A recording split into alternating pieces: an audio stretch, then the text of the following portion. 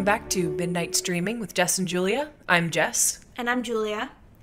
Today we'll be continuing our discussion of Babylon Berlin, examining how the writers use characters as metaphors to explore deeper themes of both Weimar society and our modern one. And by encapsulating complex topics into specific characters, we get to see a microcosm of how different social forces interact.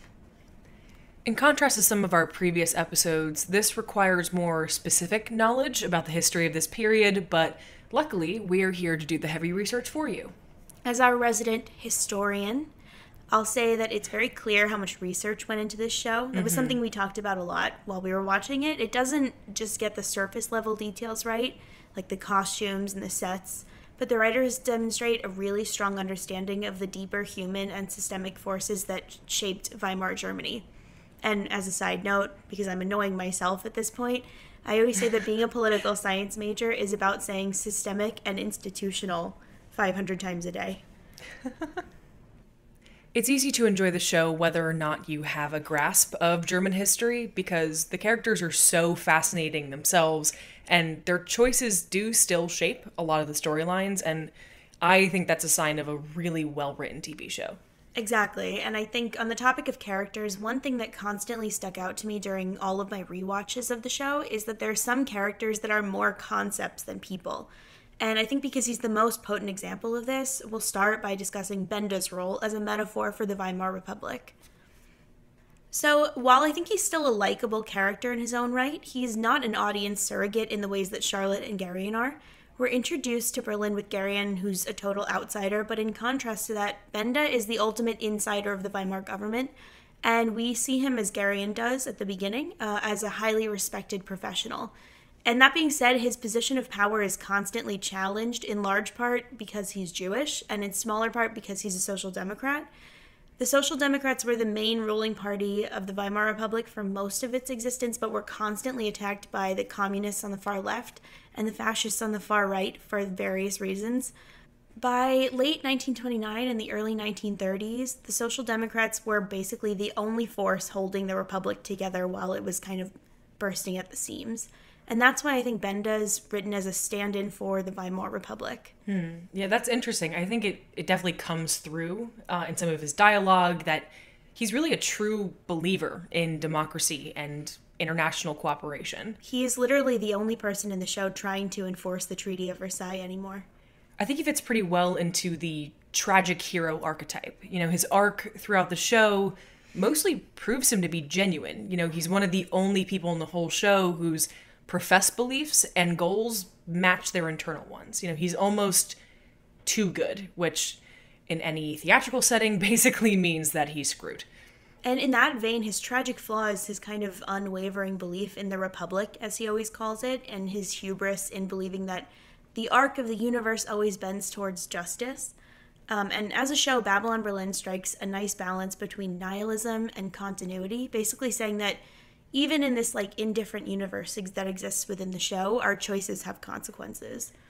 I think the circumstances around his death really support this. You know, we basically spend a whole season watching the inevitable march to his murder.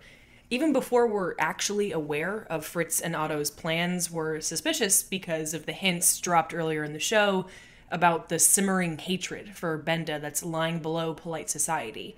You know, Benda is presented to the audience as the real deal insider of the government. But even so, in the final episode of season 1, Alfred Nyssen alludes to Benda being a pest in need of extermination. General Seeger suggests that Benda stop investigating him and just be thankful that he's allowed to live on German land, basically implying that he's an undesirable outsider. Yeah, that's kind of a common trope in anti-Semitism throughout European history. And that pest comment kind of gave me chills when I saw it for the first time. Neeson's tone is very disturbing in that scene, and Benda knows exactly what he's trying to say. They're discussing poison gas in that scene, which I think is kind of a reference to the Holocaust, and so the anti-Semitic themes are very prevalent. We also get that really bleak shot of his cabinet full of Judaica, which reminds us, for all of his success, he's still a Jew in 1920s Germany. We know that due to his investigations into the Black Reichswehr and his role in the Bloody May disaster, he's being hunted. but his belief in the justice of this system blinds this otherwise really smart man to the precariousness of his position. Yeah, those investigations are constantly derailed by other Weimar insiders, too. President Hindenburg himself stops the Black Reichswehr arrests from going forward. And that is the perfect example of how Benda represents the Weimar Republic, because I think they both start off as pure with lofty goals of social democracy and equality and peace and progress. And then a series of disastrous scandals leave them insecure and kind of unprotected. And important people put them in danger for personal or political gain. Benda tries to protect the country from the right wing, and it's personally thwarted by President Hindenburg in the 6th episode of season 2. That interaction with Hindenburg is very loaded with historical commentary. It's really fascinating. I think even to viewers like myself who don't know the ins and outs of Weimar politics, the actors in that scene really convey how momentous Hindenburg's intervention is, which is a great example of world building and exposition without just using a bunch of boring dialogue. The way all these huge, powerful men move aside for this old walking mustache. Mustache game is strong. It's very strong. Yeah. It kind of illustrates the amount of power and respect that he commands. Yeah, I think you're right, because Hindenburg was a mainstay politician, not because he had some amazing political skill, and he didn't even really believe that strongly in democracy, but he was a national hero on a level I'm not sure we can imagine for ourselves now. I think the writers were basically giving us a microcosm of the way that the militaristic right wing were accomplices to the death of the Republic. Hindenburg's role in this is debated among historians, and the details are kind of technical, so I won't get too deep into them. But the writers seem to fall on the guilty side. He made a lot of choices that weakened Weimar institutions. He prioritized his ideological concerns over the needs of the country, and he didn't take the drastic steps needed to right the ship because, frankly, he didn't really believe in the Republic. Then in the show, he thwarts Benda's investigation, which essentially undercuts Benda's authority and power, and he sides with the old militaristic right wing, or, as we know them, the international criminals, over the Republic. And so I think this is the beginning of the end for Benda, as Hindenburg has shown everyone that Benda, and by extension, all of the laws and authority of the government that Benda represents, are toothless. No, I won't say that I understand all the subtext of the political interaction, because obviously that's your area of expertise. Let's wait not until mine. I finish the bachelor's degree in political science. Then we'll call me an expert. I still think you know much more than I do. But I think Benda's face in this scene says it all, because I can speak to the acting. Everyone is in fear and awe of Hindenburg to the point where, they don't even attempt to question his decision, which seems weird because it doesn't seem like it would be legal to just stop a major national security investigation on a whim. Benda looks harrowed and shocked. He believes that this case is so obviously black and white, which it kinda is. But Hindenburg proves that it's okay for, Seegers, Walter, Nyssen, all these people, that they're basically within their rights to incite a terrorist attack to overthrow their government. Me and the boys just overthrowing the Weimar Republic. Yeah, casual Saturday evening. Yeah, Benda is the casualty, I think, of the greed and the violence and selfishness of all these people around him, whether they're powerful or not, just like the Republic itself. And the fact that he's eventually killed by Greta, we can argue about who's really at fault for his death, but it was Greta who placed the bomb. She's this naive person literally seduced by a Nazi. And I think everyone listening understands the symbolism there. Yeah, we're not really flexing our criticism skills because, the writers make this so purposefully blatant. And by the way, the fact that Benda's daughter Margot is also killed by the bomb is pretty clear foreshadowing for all of the innocent people that will suffer as a result of Nazi violence in the coming years, whether or not they were responsible for it. Yeah, that's a really good point. I think the moment when Mrs. Benda realizes that Margot was in the office with her father is absolutely, heart-wrenching. The actress did a really fantastic job here, even though it's really only a fleeting moment before the credits roll. It's probably one of the most visceral scenes in the show, which for Babylon Berlin is certainly saying a lot. I don't cry at TV shows a lot. But Oh, that yeah. scene... Even on the rewatch, you cried. Yes, it's so sad. It is. Greta's reaction when she tries to stop the bomb at the last second is also really heartbreaking. In all the scenes where she's actively going along with the plan to kill Benda, she appears completely dead behind the eyes. It's almost robotic. She's going through the motions and almost understands on some level that what she's doing is wrong, but it's as if she can't find the willpower to stop. I think that's the seduction part. I Yeah. she's literally, as literally as possible, seduced by a Nazi. Yeah. And I think that is clouding her judgment and her, what she believes is love for Fritz is clouding her judgment to that extent. And She's become like this mindless puppet. Again, like a it's robot. a seduction. Yeah. When she finally realizes what's going on, she becomes desperate, instantly racing through the streets with a newborn vitality to try to stop it before it's too late, which, of course, isn't enough. The fact that she gets to the house right At before the exact moment. I think she's supposed to represent all of the Germans who realized too late that they'd made mistakes by putting the country in the hands of the Nazis. Yeah, I think I really agree with that. And ironically, a lot of middle-class and religious Germans were so terrified of a communist revolution that they swung to the opposite extreme and voted for the Nazis because of their anti-communist stance. So Greta, and by extension, the audience, experiences a microcosm of this when she finds out Fritz is alive and that he's a Nazi, not a communist. Although I feel like Otto referring to Benda as a Jewish sow should have been a clue to his real political opinions. Mm-hmm. On a bit of a lighter note, I feel like Greta is the person that reposts tons of political commentary on Instagram, and then you find out she's not even registered to vote. I think we know too many of those people. Oh, yeah. So in addition to Benda representing the Republic, there's another character who I think is supposed to represent the industrialist elite class and their endless pursuit of profit, and that's Moritz. No, just kidding. It's Alfred Nyssen. Through Nyssen, we can see, first of all, how intrinsically tied the industrialists and the military elites of the Kaiserreich were. Nyssen's mother is personal friends with Seekers, and Hindenburg steps in to prevent Nyssen from being tried for his role in importing illegal chemical weapons. And this is the nascent military-industrial complex. Helga publicly calls out Nyssen at his family's foundation event by saying that their charity work doesn't negate their role in building the weapons that armed Europe during the First World War, which were the weapons that killed all of these widows' husbands.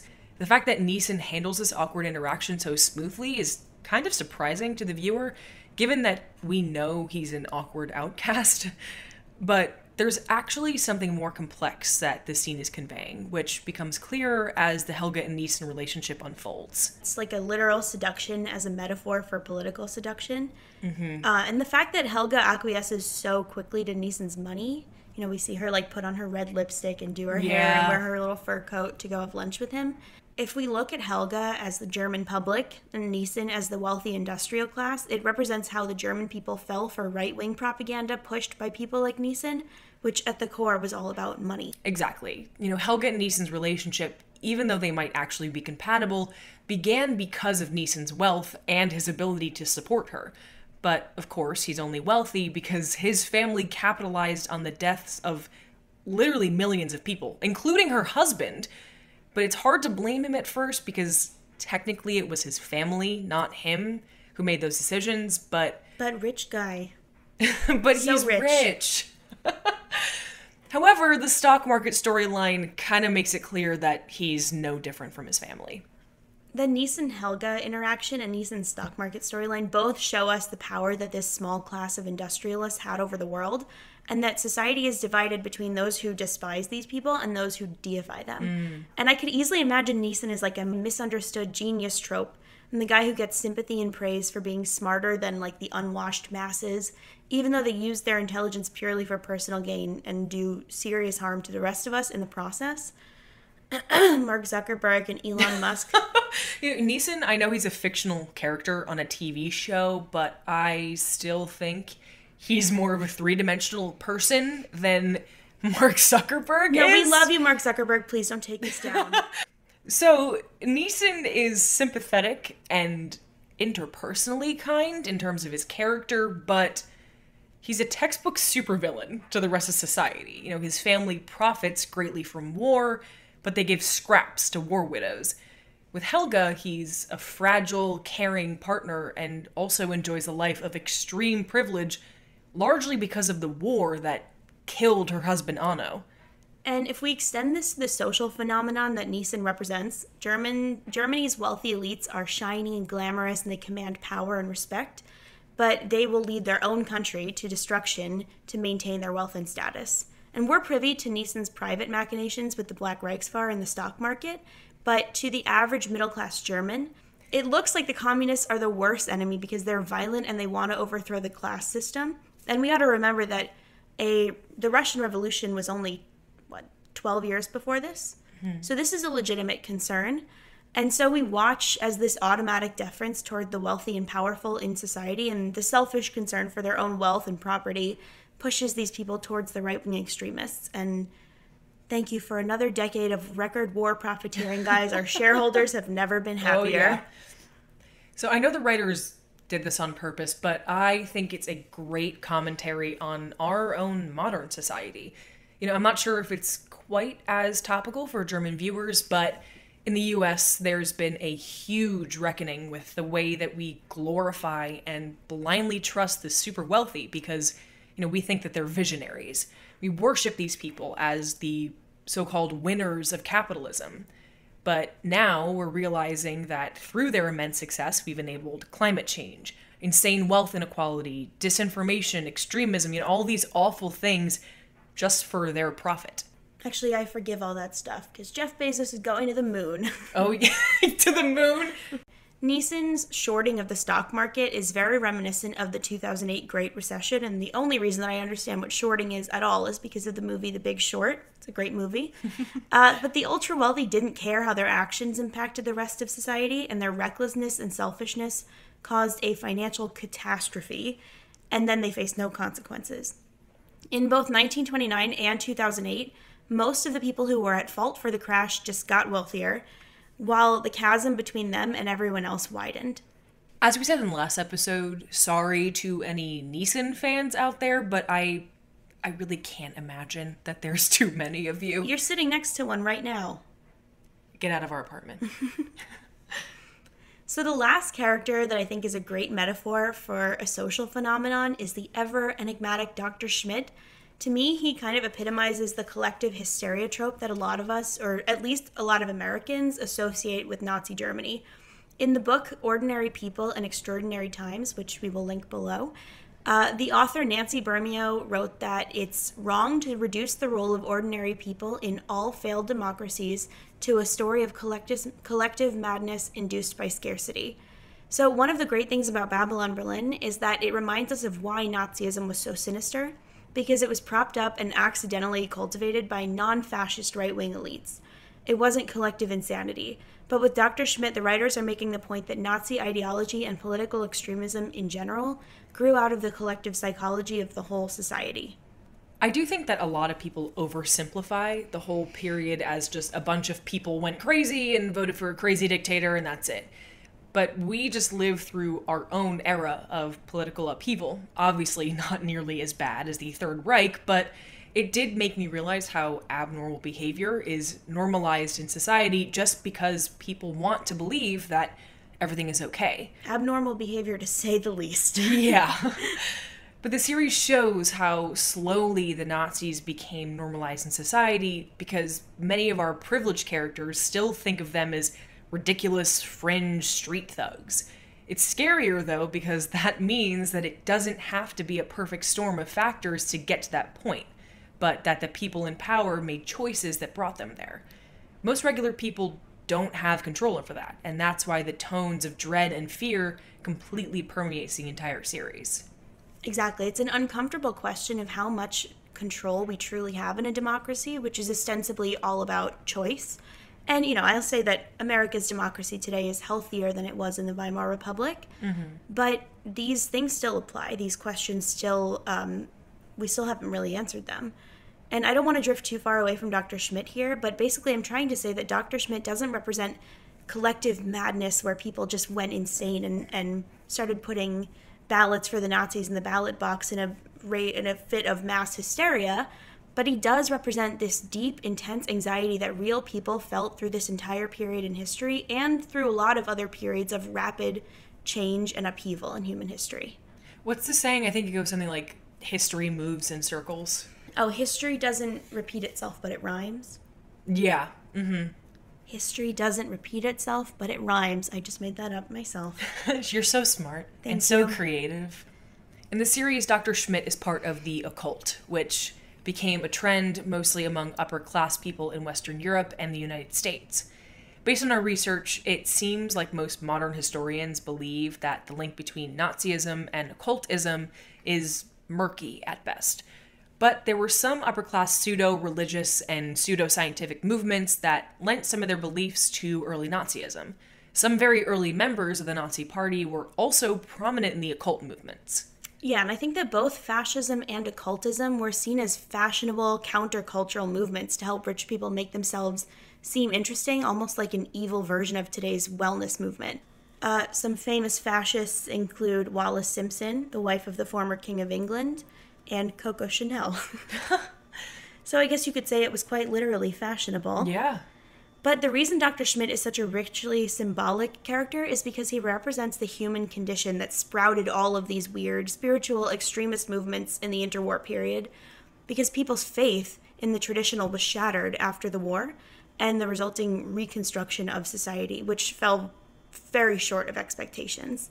And I think occultism is just another manifestation of the crisis of faith people were experiencing as a result of the horrors of war and modernity in general. And, I mean, soldiers came into World War I on cavalry, and they came out on airplanes.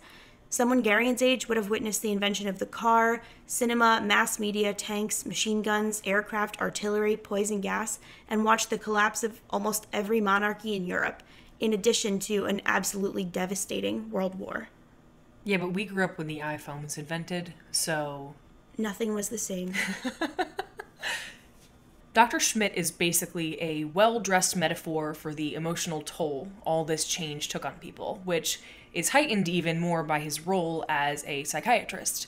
It's a little confusing because he seems to have some progressive beliefs about PTSD at a time when most of society saw people with PTSD as just lazy complainers. Honestly, that's an understatement. They saw them as traitors. We see that in the speech he gives to the medical community in episode 7, but he also has some legitimately insane ideas about modernity and the human condition, which to me is a good amalgamation of this time period, where people couldn't really grapple with the crazy fast development of technology and industrialization. If I blacked out and woke up right now, it sounds like we're talking about Elon Musk.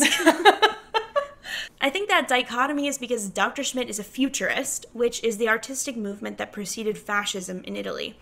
It's kind of at the same time as Cubism, which was popularized in a lot of ways by Pablo Picasso, and it kind of glorified war, violence, conquest, and machinery, and that explains this whole man-machine thing.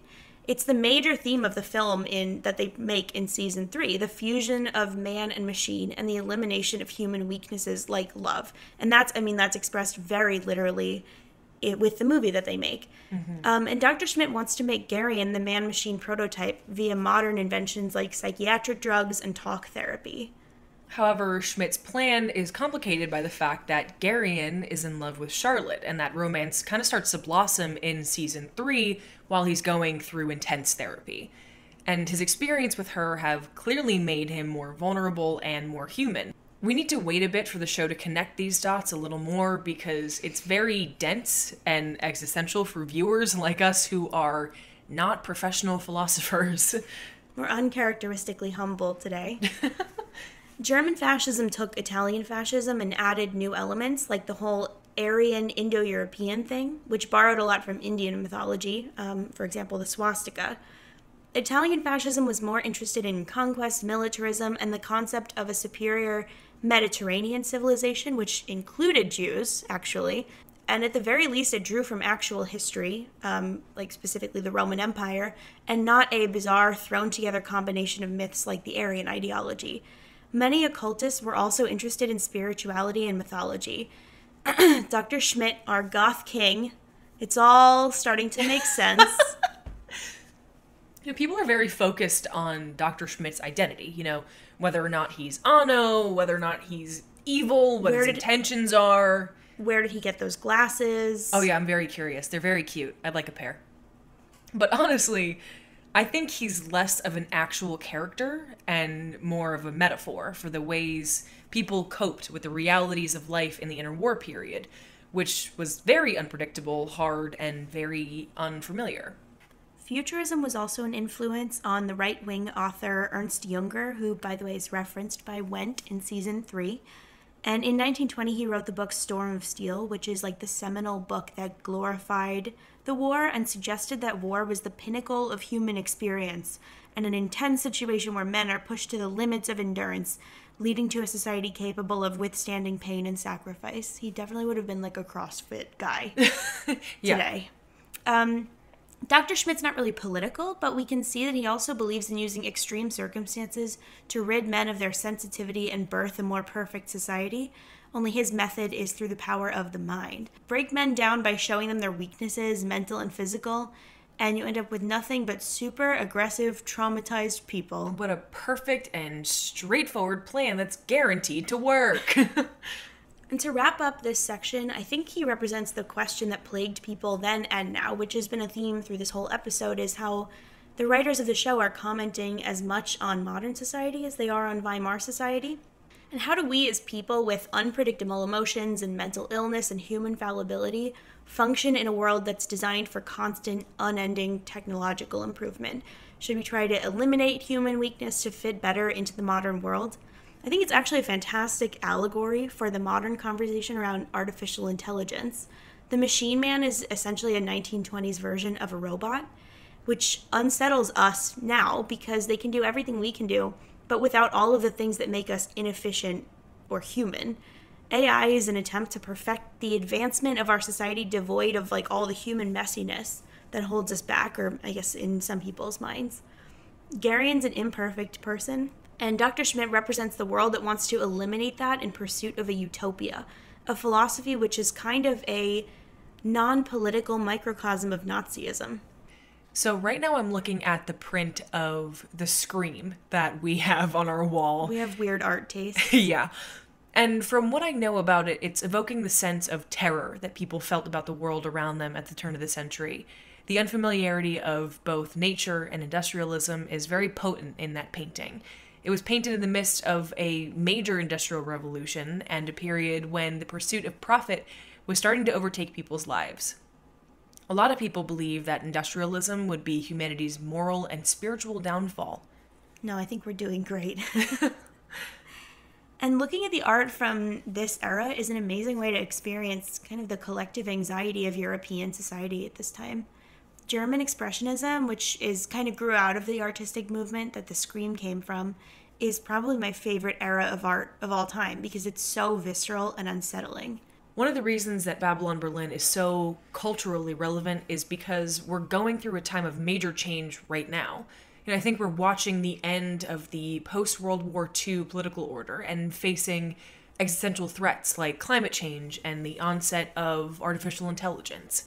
Just like within the show, there are people in power who could try to mitigate the damage that the pursuit of profit will do to humanity, but they won't. And that fossil fuel money is sweet. Yeah. But the common linking thread between all the characters we discussed, Benda as a failing democracy, Nyssen as profit at all costs, and Dr. Schmidt as our shared dread and anxiety about the future, they're all remarkably relevant to us now. And Jess, earlier you mentioned something about Godzilla appearing as a character in Japan at the end of World War II. Yeah, so the first Godzilla movie, which came out in 1954, it kind of represents all of the external threats that Japan faced, as well as the internal destruction to their traditional way of life after the war. It's a personification of collective anxiety about the world displayed by a literal city-destroying monster, which is a barely concealed reference to the atomic bomb. That's a really interesting example, I think. It reminds me of the monster that Garion sees in the subway grate below the city at the end of season 3. And it's not literal, but it's an external manifestation of his own and society's kind of existential terror at the future. Babylon Berlin has a great way of, making me absolutely terrified for its characters, but also terrified of what's headed our way. What's your famous quote? The one that you definitely invented, Julia? History doesn't repeat itself, but it rhymes. One of my most astute moments. Yeah. To wrap this all up, I think that each of the characters we've discussed are left off in ways that are supposed to give the audience clues as to where we're headed in season 4. So Benda's as dead as Weimar democracy, being picked apart for political gain by the same people that killed him. The Monopoly man, Elon Musk, Alfred Nyssen, is triumphantly watching himself get richer while money falls down around him and people are begging for scraps outside. And Dr. Schmidt found the perfect time to offer an escape from the pain of human existence to one future machine man, Garion Wrath. Could you imagine if somebody had told Dr. Schmidt about the Amazon Alexa? He'd have a lot more time to commune with the dead. He'd save a lot of time. Thank you guys so much for tuning in this week. This episode was really thought-provoking to write and a great excuse to get a little existential, not that we need it. As always, you can reach out to us with any questions or comments at our email, midnightstreamingpodcast@gmail.com. And don't forget to follow us on Instagram @midnightstreaming for more updates. And please, if you disagree with something we say, leave a comment, because there's no way that you guys agree with everything we say. Definitely We're not that smart. No. Thanks for staying up with us. See you next time.